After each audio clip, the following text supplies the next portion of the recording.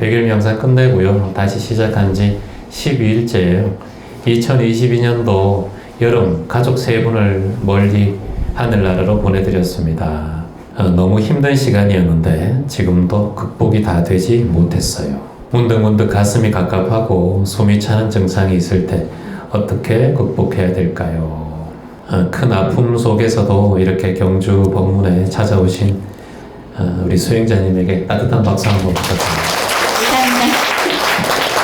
감사합니다. 100일 명상 끝나고 마음은 좀 어땠어요? 100일 해냈구나라는. 계속해서 하실 거예요? 네. 2022년 여름에 가족 세 분이 이렇게 보내드렸다고 했는데, 그러면 아픔은 자꾸 숨길수록 더 많아져요. 그래서 저는 아픔은 드러내라고 해요. 어떤 일이 있었는지 얘기를 해주세요. 탁 터놓고 숨기려 하지 말고. 이 세상에 태어나서 죽지 않는 사람 있나요? 없죠? 그러니까 우린 다 죽을 거예요. 저도 죽고 여러분도 죽고 100년 뒤에 여기 살아있는 사람은 없어요. 그러니까 조금 더 일찍 가셨다. 그게 사고로 죽든 병으로 죽든 인연으로 죽든 늙어 죽든 간에, 그러니까 그것에 대해서 마음을 탁 펴내려면 그것을 진리를 받아들이는 거예요. 생로병사에. 그래서 말씀하세요. 여기서 가능하다면. 아직까지 말할 용기가 없다면 그냥 잡고 계시고요. 2022년 여름 6월에 남편을 먼저 보내고요. 한 달 뒤 7월에 친정아버지를 보내드렸고 8월에 시어머니를 보내드렸어요. 그리고 2021년도에는 친정엄마가 먼저 돌아가셨고, 그래서 총 4분이 돌아가신 거죠. 소위 줄초상 쳤다 이렇게 말씀하시더라고요, 어른들께서. 저는 딸 둘을 데리고 있고, 그 당시에 큰 딸은 고3이었고 정말 힘든 시기였는데 제 마음을 어떻게 주체를 해야 될지 모르겠더라고요. 삶을 놓고 싶기도 했고 그냥 죽고 싶다는 생각도 들었고, 정신과 가서 약을 먹었는데도 극복이 안 되더라고요. 그래서 몇 년 전에 최한 선생님 기점 명상 듣긴 들었는데 목소리가 정말 마음에 안 들더라고요. 그치 좀. 갑자기 눈물이 안 나다 지금. 네, 미안합니다. 제가 진짜 노력하겠습니다. 네.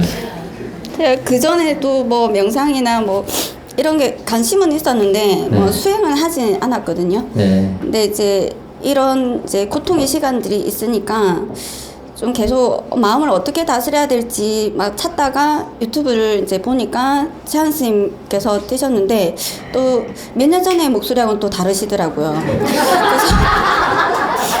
많이 변하셨네 이렇게 생각이 들어서 그때부터 법문을 듣기 시작했고, 최한 스님께서 법문하시면서 계속 100일 명상도 안 해보고 그런 얘기 하지 마라 이렇게 계속 사연자분들께 말씀하셔가지고, 그러면 100일 명상을 해보자 해서 좀 시작을 했었고, 계속 자다가 또 문득 잠을 깨고 이렇게 하면 계속 선생님 말씀을 틀어놓고 자고 하고 있거든요.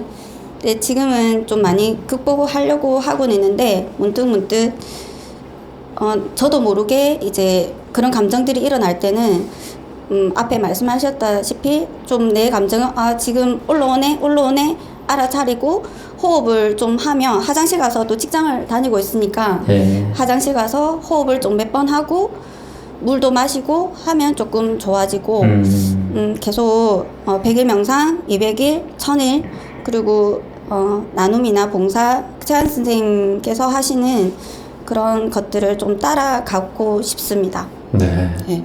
아이고, 박수 한번 주세요.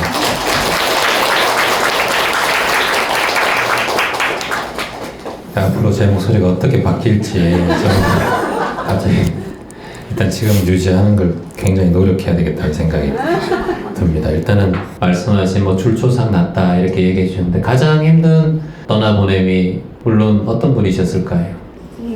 남편이시겠죠. 네, 저도 그걸 얘기 여쭤보는 이유가 그건데, 남편 이후에 시어머니, 그리고 또 친정 아버지, 그리고 또 이렇게 돌아가시고 하니까. 짧게 이제 제 얘기를 잠시 드린다면, 저는 제 주변에 아직까지 부모님이 살아 계시고 가족들이 아직까지 뭐 할머니 할아버지가 돌아가셨지만은 어릴 때 돌아가셨기 때문에 거기에 대한 충격을 잘 모르겠어요.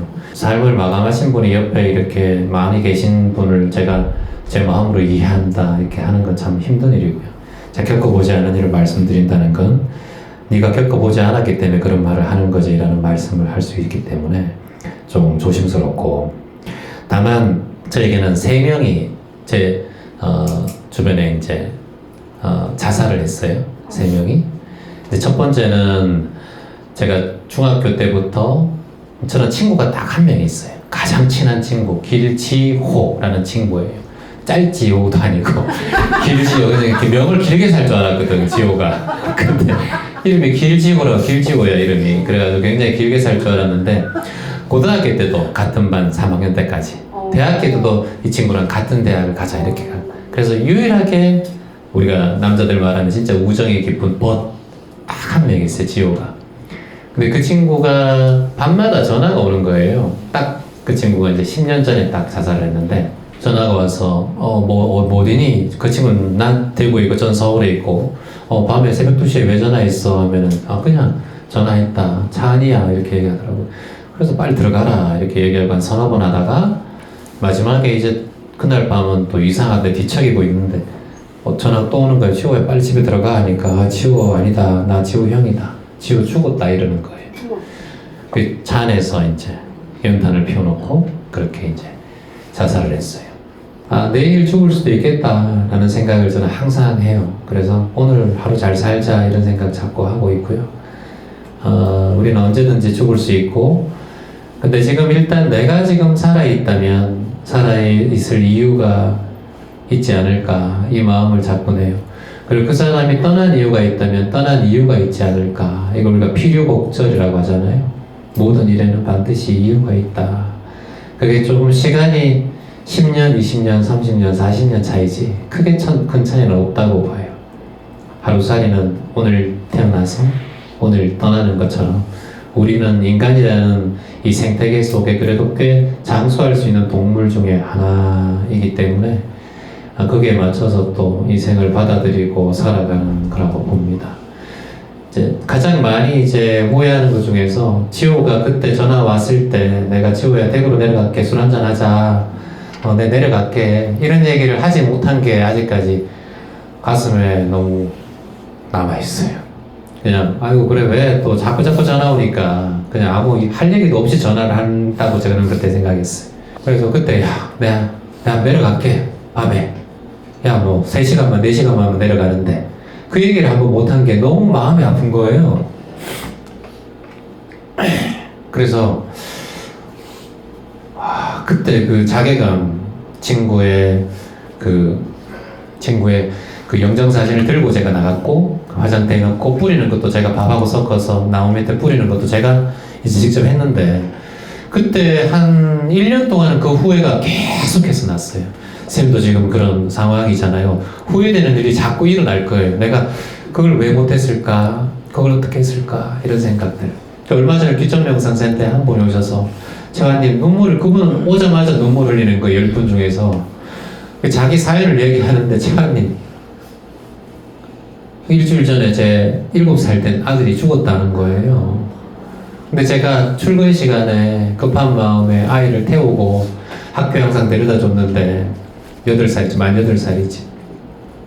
아이가 뒤에 있는지 모르고 자기가 빼가다가 그 아이를 치인 거예요. 그래서 한 달 동안 누워있다가 결국은 보낼 수밖에 없었다 이런 얘기를 하는데 그 후회가 내가 그때 그냥 혼자 학교 가라 하든가 그 차를 내가 몰지 않았든가 아이를 뒤에 한 번만 확인했다든가 그런 후회가 밤마다 꿈을 꾼다는 거예요. 밤마다.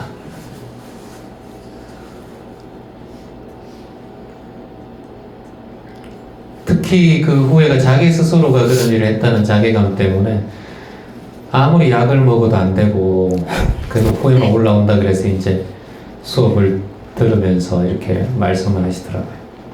제가 그분에게 말씀드린 게 그거예요. 그 아이가 지금 없잖아요. 떠났잖아요. 그쵸? 다시 살아올 수 없는 건 인정하세요. 거기 인정한다 그런 거예요.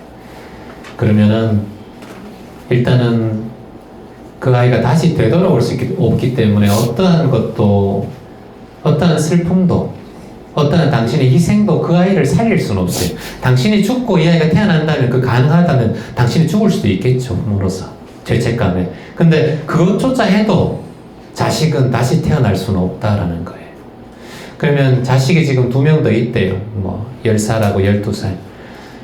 그래서 엄마 아빠가 이런 마음가짐으로 살아간다면 이 두 자식, 딸하고 아들에게는 얼마나 큰 충격이 있겠나. 일단 우리가 그거부터 먼저 생각하는 게 안 좋겠나. 충분히 슬퍼하시되 다시 한번 정신을 차려서 깨어있는 마음으로 지켜봐야 된다. 누구를? 자식들을 지켜봐야 된다는 거예요. 그리고 알아차려야 된다는 거예요. 그리고 제가 하나 더 그 죽음을 받아들이라는 거예요. 받아들이면 제일 힘들 거예요. 내가 그 일을 했다라는 것에. 근데 제가 그분에게 말씀드린 거예요. 그 아이의 운명이 죽을 운명이었다면 당신의 차에 치이든 어디 어떤 사고로 돌아가시든 어떤 걸로 인해서 떠날 수 있는 인연이었다라고 마음 내는 게 가장 맞다라는 거예요.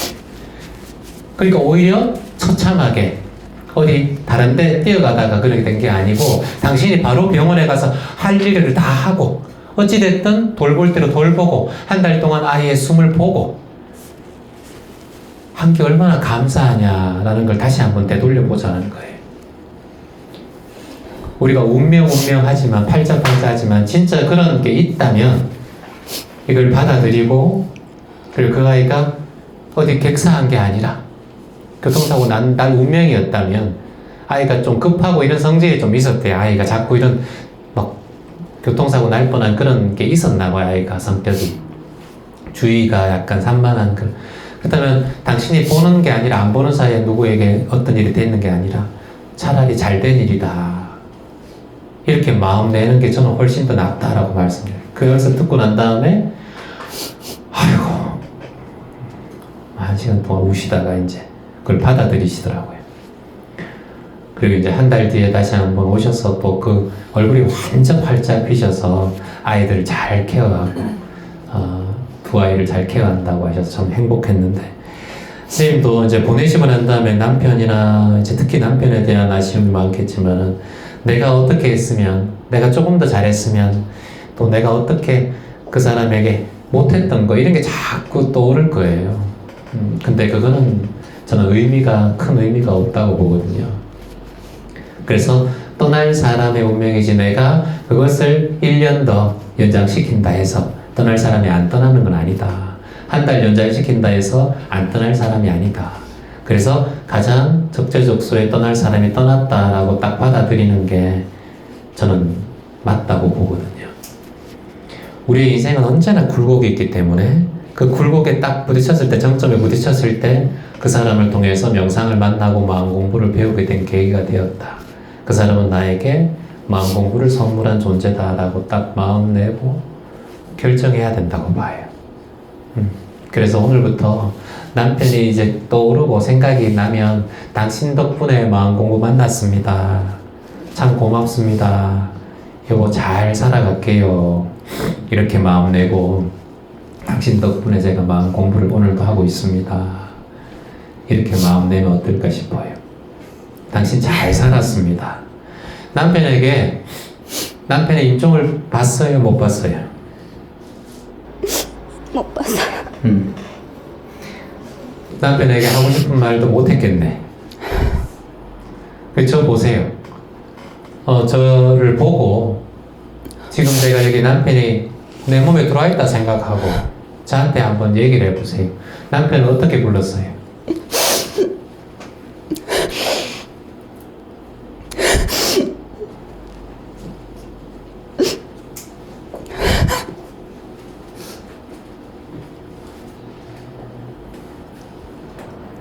남편을 어떻게 불렀어요? 여보 했어요? 아니면 당신 해서 어떻게 했어요? 여보 불렀어요. 그래요. 저 보세요. 여보 해보세요.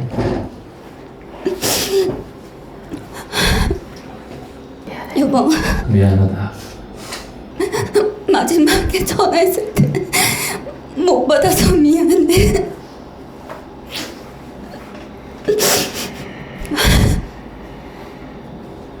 마지막에 당신 목소리 듣고 싶어서 전화했는데 그때 안 받길래 바쁜 일이 있는 줄 알았지. 괜찮아.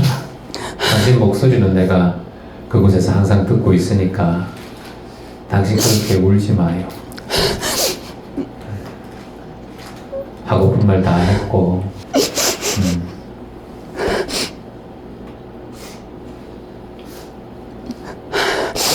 계속 얘기해봐.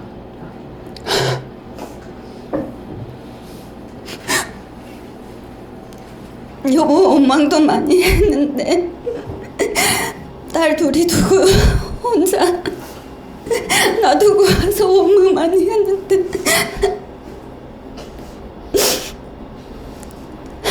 자기하고 인연이 이거밖에 안 됐을 거라 생각하고 지금 너무 힘들지만 딸 둘이 봐서 내가 가는 날까지 열심히 살아볼게.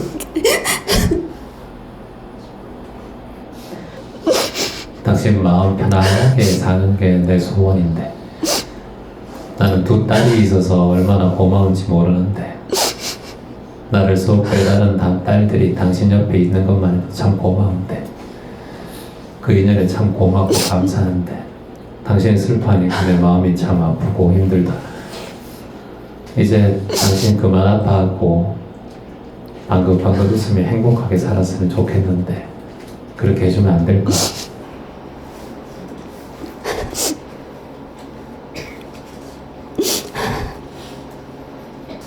마음이 많이 힘들지만 어른들이 시간이 해결해 줄 거라고. 근데 시간이 가는 것까지가 너무 힘들고 밖에서는 웃으면서 생활해야 하는 게 너무 힘들고 맞아. 안 아픈 척, 안 힘든 척 딸들 앞에서 힘든 모습 보이기 싫어서 열심히 버티고 있는데 오늘 이후로는 다 편안해질 거야.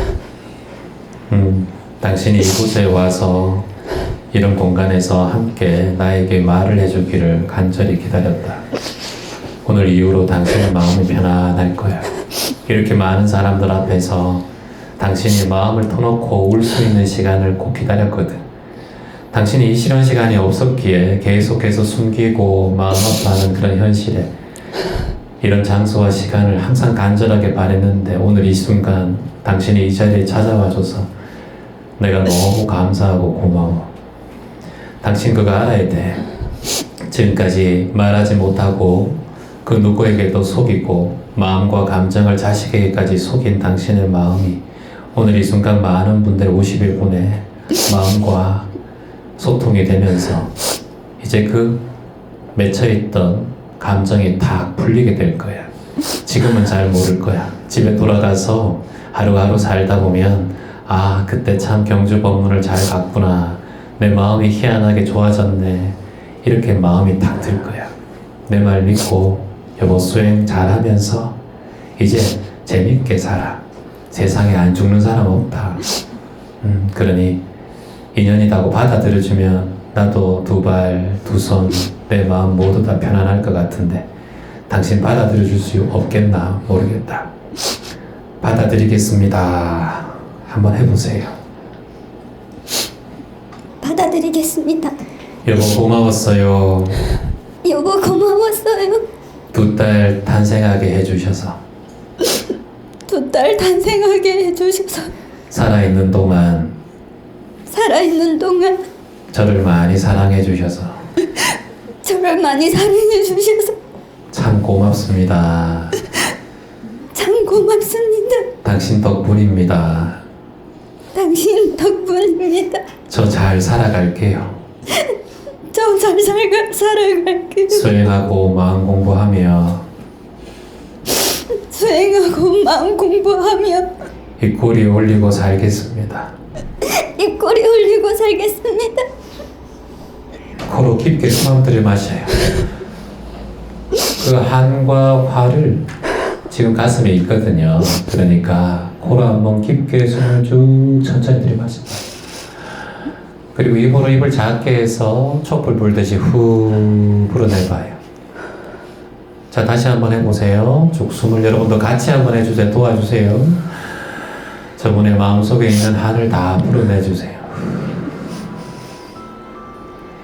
다시 한번 쭉 숨을 들이마시고 여러분 마음속에 있는 한과 슬픔을 다 다시 한번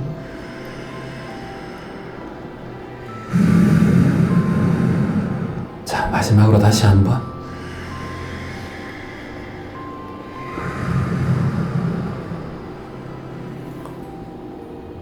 그래요. 잘했어요.